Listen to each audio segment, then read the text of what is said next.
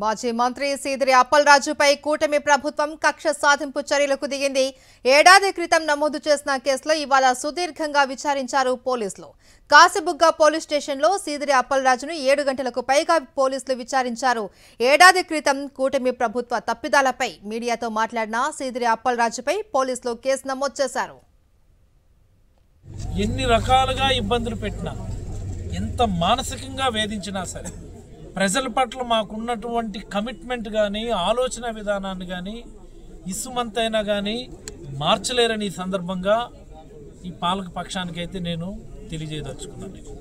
అభివృద్ధి మీద దృష్టి పెట్టండి, అరాచకాల మీద, అక్రమాల మీద, నాలాంటి వ్యక్తుల మీద అక్రమ కేసులు పెట్టడం మీద కాదు, అన్నిటినీ తెగించి నిలబడి ఉన్నాం. ఒకటి clarity under any circumstances I will be behind the bars at some point of time. మెంటల్గా ప్రిపేర్ అయిపోయినాం. మా మిస్సెస్ కూడా చెప్పాం, నేనైతే తప్పు చేయను కానీ నా మీద ఏదైనా ఇలాంటిది ఏదైనా జరిగితే అక్రమం, అన్యాయం తప్ప మరొకటి కాదు అని చెప్పాను నేను మా ఆవిడకు కూడా. మొన్న దేవాలయం స్టాంపీడ్ అయింది, ఆ రోజు కూడా ప్రశ్నించాం. ఇక్కడ ప్రభుత్వ వైఫల్యం ఉంది కదని, మేబీ దాని మీద కూడా కేసు పెడతారేమో నాకు అనిపిస్తుంది. ఏం చేయాలంటే ప్రశ్నించామంటే దానికి బహుమానం ఒక అక్రమ కేసు.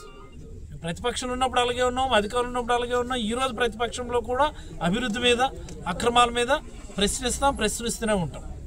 రేపు మళ్ళీ మాకు ఖచ్చితంగా అవకాశం వస్తుంది జగన్మోహన్ రెడ్డి గారి దయ వల్ల, మా కార్యకర్తలందరి ఆశీర్వాదం వల్ల. అప్పుడు కూడా మళ్ళీ అభివృద్ధి మీదే దృష్టి పెడతాం.